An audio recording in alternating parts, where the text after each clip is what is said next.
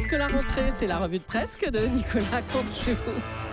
Et c'est notre ami Michel Grossian qui est avec nous ce matin. Oui, Michel. tout à fait. Bonjour ma chère Julie. Encore chez vous quelques confettis dans les cheveux, confettis d'anniversaire. Thomas est là. Eh oui. Natacha, superbement, toujours décoiffée, peut-être par le Mistral. Lolo Cabrol. Bravo à Laurent, exceptionnellement. Il a fait beau cet été. Notre correspondant de la Floride, John-Marc Morandini, est également là. La doudoune de Jean-Pierre Elkabbach est là. La montre orange de Thomas est là. Tout le monde, chers auditeurs. Et donc, sur le pont ce matin, ravi de vous retrouver tous bronzés, reposés et en forme. Profitez-en, la forme, c'est comme le bronzage, ça va durer 3 jours, après on pèle, on mue, on fait des croûtes et on redevient blanc comme Nicolas Barret qui lui ne sait pas. Ça va. Je le taquine bien sûr. Alors, vous allez nous parler du drame évité dans le Thalys, Michel Grossian. Oui, Julie, avec cette question passionnante posée par tous les journalistes hier sur l'assaillant du Thalys. Il avait une Kalachnikov chargée, 300 balles, un pistolet, et il a commencé à tirer sur les passagers. Mais quelles étaient ses intentions, pose comme question la presse. Moi, j'ai bien une petite idée. A priori, c'était pas pour commander un sandwich à la voiture bar, en tout cas pas un jambon beurre. Oh là, Oui, on fera quand même valider le caractère non raciste de cette vanne par l'ami Dalil Becker, Oui, c'est ça. Allez. grand recteur à la mosquée de Paris. Bon, alors Michel, cette attaque du Thalys a eu des conséquences inattendues aussi. Hein. Oui, effectivement, l'imitateur Nicolas Canteloup, qui devait reprendre, comme tous les ans, vous le savez, sur Europe 1, avant tout le monde, à la mi-août, a été contraint de retarder sa rentrée. Il a annulé son retour en train. C'est ça. Il rentrera probablement à cheval ou en calèche. On espère donc peut-être un retour à l'antenne dès lundi prochain. Ah bah oui, merci Michel Grossian. Bah bonjour Nicolas Canteloup. Encore en vacances alors, hein, Nicolas. Oui. Vous écoutez quand même. Hein. Ah bah si, oui, bien sûr. Non, je vous écoute, mais je vous écoute depuis mon lit. Donc ça, sympa, merci. Merci. Je vous fais une confiance, Julie, c'est ma semaine préférée de l'année, parce que j'ai l'impression d'être auditeur d'Europe 1. C'est génial la position d'auditeur d'Europe 1. C'est pas mal non plus, auditeur, oui. Mais je suis quand même impatient, bien sûr, de vous retrouver, les auditeurs, la rédaction, tout le monde. D'ailleurs, je voulais vous poser juste une petite question. L'année dernière, vous avez repris quel jour, Thomas, Julie C'était un lundi, lundi 25. C'était 25. Oui, parce que moi j'ai noté exact. Oui. Bravo. C'était le lundi 25. Oui. Et là, vous reprenez le lundi 24. Voilà. Oui. Vous reprenez donc de plus en plus tôt, Julie Thomas. Ne vous laissez pas faire par Denis Oliven, parce qu'à ce rythme-là, si vous laissez faire, dans 60 ans, vous allez reprendre le 2 juillet. Donc vous serez en vacances le 1er juillet, vous allez reprendre le 2. Moi je dis ça, mais c'est pour vous, c'est un bon camarade. Oui, effectivement. Merci mon cher Nicolas, qu'on est vraiment ravis que vous soyez encore avec nous cette année. Vous le savez ça. Pourquoi j'ai eu chaud aux fesses ? Non, pas du tout. Ah bon, Vous allez j'espère. nous faire un peu de Nicolas Barret, tout ça. Enfin, franchement.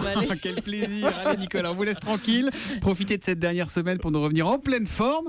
Et puis, un petit best-of quand même. On en prend un petit peu. Merci Nico. Je vous embrasse. À lundi en tout cas. À lundi. Europe 1, c'est presque du direct. c'est la revue de presque de Nicolas Canteloup. Et puis un mot de ce sondage, 69% des Français n'aiment pas Valérie Trierweiler. Allez, enfin, pour une fois que je suis d'accord avec les Français, et qu'ils sont d'accord avec moi d'ailleurs, je sens à ce titre, à travers ce sondage, qu'une dynamique est en train de se créer autour de moi contre Valoche. Attendez, vous n'êtes qu'à 13% dans les sondages, alors ça va. Hein. Oui. Alors, Valérie Trierweiler qui a passé officiellement la barre du 1 million d'euros de recettes pour son livre. 1 million d'euros. 1 million d'euros. Eh bien voilà, bien fait pour ta gueule, Valoche. Parce que 1 million d'euros, ça veut dire quoi? Ça veut dire que tu seras taxé à 75% du coup. La vengeance. J'avais un coup d'avance.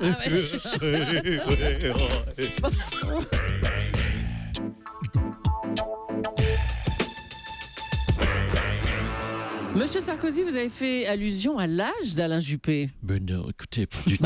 Si. Écoutez, je n'ai pas fait allusion, comme vous le dites, à l'âge d'Alain Juppé, Mme Julie. Et j'ai rendu hommage, très simplement et très sincèrement, à un homme d'expérience qui arrivera en 2017 à l'âge très honorable de 72 ans. 72 ans. Il n'y a pas de honte d'avoir 72 ans.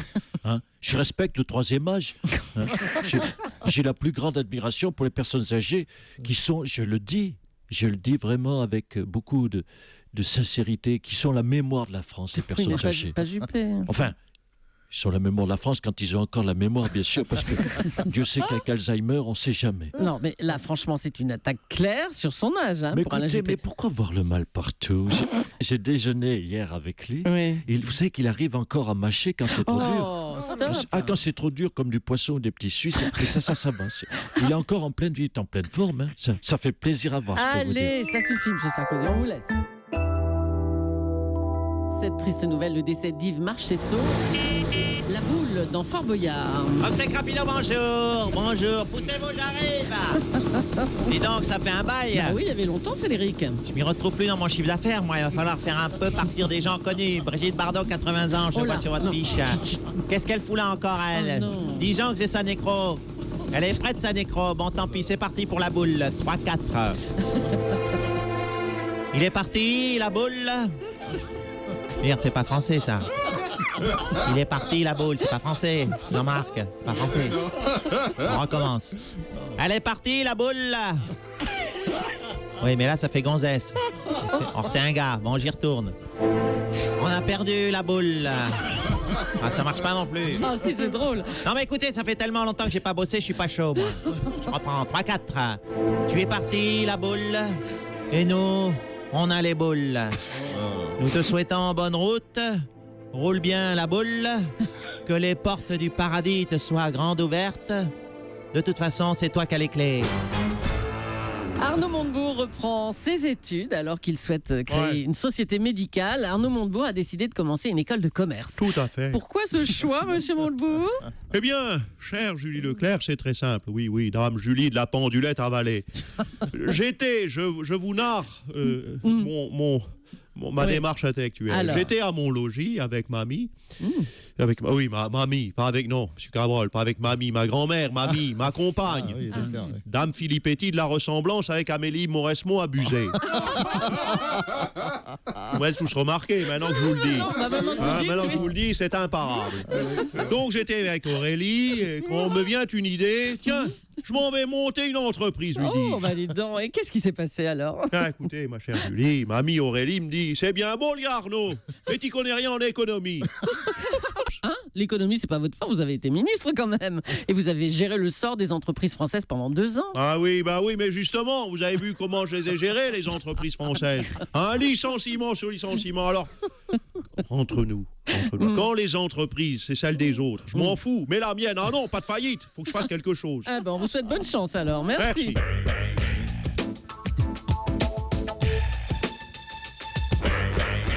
Hier soir avait lieu la première du concert événement du moment, Les Vieilles Canailles à Bercy. Pour en parler, on va recevoir Laetitia Hallyday. Ah oui. Oh, Laetitia, ça va? Ah oui, quel concert unique. C'était tellement magnifique. Ben oui, Johnny Hallyday, Eddie Mitchell et Jacques Dutronc chantent ensemble sur scène. Dites-nous, quelles chansons ils ont choisies? Ah oui, ils ont choisi les. Il y avait les tubes de Mamour, bien sûr. Il y avait, je ne sais pas, il y avait Pour moi, l'eau de vie va commencer. Il y avait quelque chose de moins Tennessee. Et puis j'adore, il y avait Que je t'aime. Oh, j'adore cette chanson. Que je t'aime, que je t'aime, que je t'aime. Mais il y a aussi des chansons d'Eddie Mitchell et Jacques Dutronc. Oui, rassurez-nous. bien oui. sûr, il bon. dit à chanter tous ces tubes. Il y a eu Douleur Mentalo, puis le tube de Jacques Dutronc, Et bois. Alors ça, j'adore ça. Et bois. 500 millions de petits Chinois, et bois. Et dites-moi, si on va les voir dans leur loge après le spectacle, qu'est-ce qu'on doit leur apporter? Vous avez une idée? Je ne sais pas ce qui leur fait super plaisir toujours, c'est un bouquet de cire rose. Imparable. Nicolas Canteloup qu'on retrouvera demain à 8h40 sur Europe 1.